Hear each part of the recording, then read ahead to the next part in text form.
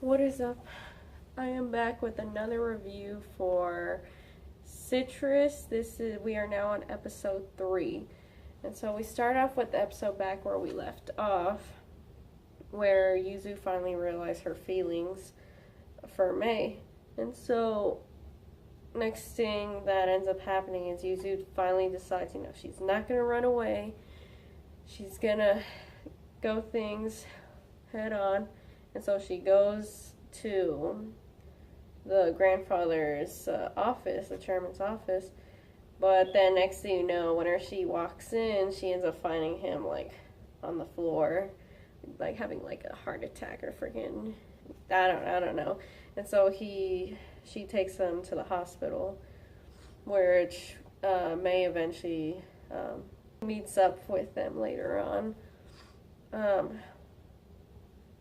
Yuzu is not expelled anymore.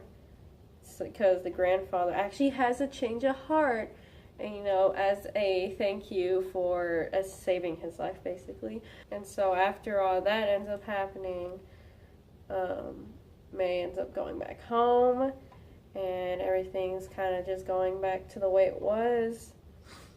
And oh my gosh, I love this scene. I loved it so much. When I saw it, I was like, oh my gosh.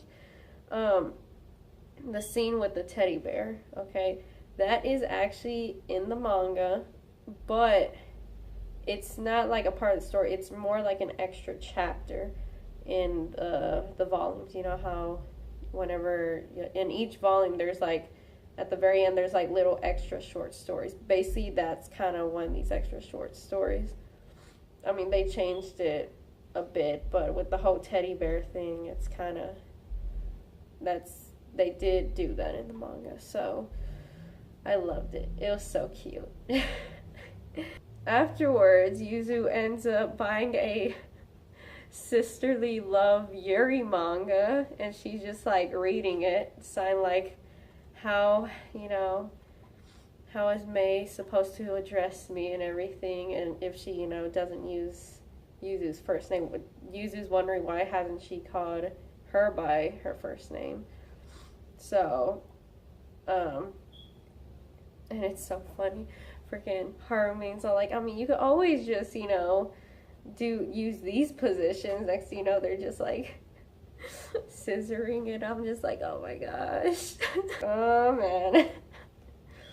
And so whenever Yuzu ends up going back home, she finds that she has a new bed because her mom, Mei and Yuzu's mom was setting up a bed, and Yuzu's over here like, oh my gosh, just freaking out because she realizes that she's going to be sleeping in the same bed as Mei, and I just can't help but laugh. I'm just like, but actually I'm over here like, yes, excellent.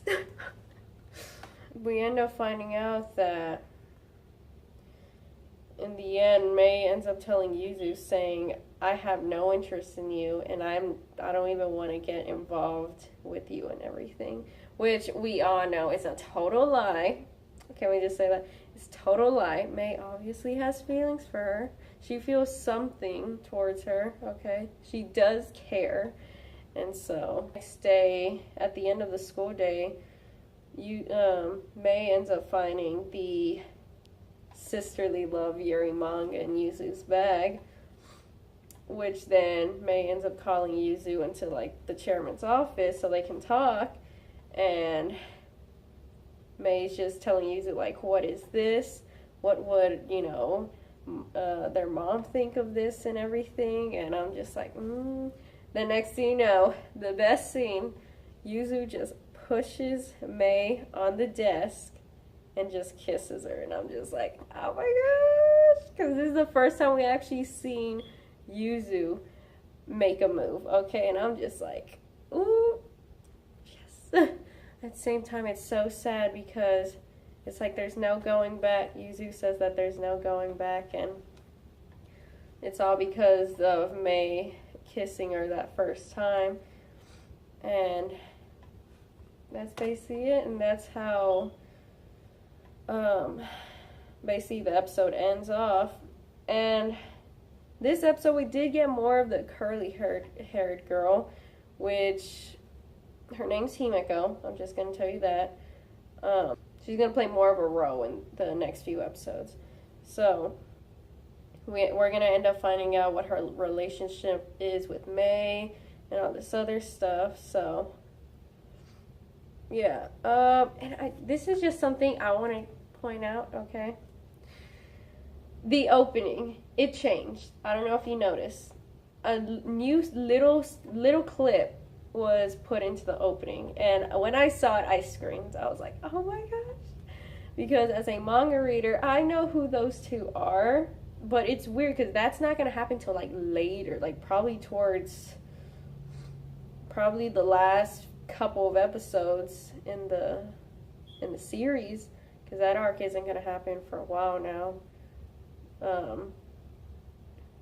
But yeah, I was so happy to see them. I was like, oh my gosh, we actually have a clip with them in the opening and everything. So I'm excited to just know that later on they will be introduced, like much later. I mean, we still need to get introduced to the pink-haired girl with the headphones that everyone's been wondering about. I will tell you, her name is Matsuri, and the other two that were in the opening that barely, in the clip that was put into the opening this episode, their names are Nina and I'm gonna say Sarah. So, and basically that's all I'm gonna say. I'm not gonna say anything else. So, I really can't wait for Matsuri's arc, to be honest, though. That one's kind of my favorite one in a way. I found it more interesting. That's just me, though. But yeah, for now we're just gonna get more into Himeko's arc and getting into her character and stuff like that. So that is basically it. That is all that happened in this episode. It was a really good episode. Definitely probably the best one that's happened so far. Overall, this was an amazing episode. I know I say that every time, but this truly was the best episode. And basically, this was the completion of the first volume of Citrus. I realized back when I was going back on the manga, each, 3 episodes already covers the first volume. Just these 3 episodes alone is already the completion of the whole first volume. So I realized 3 episodes per volume, I guess, is how it's going to go. There might be 1 volume or it might be 4 episodes or something, but this basically covers the whole entire first volume of Citrus. So that was interesting that all of that could really be just in 3 episodes. But they've done a really good job with pacing. Pacing has been great, and so far everything's just very well done. So that is all. There's my review for Citrus episode 3. I'm looking forward for the next episode, and basically I'll see you guys again next time.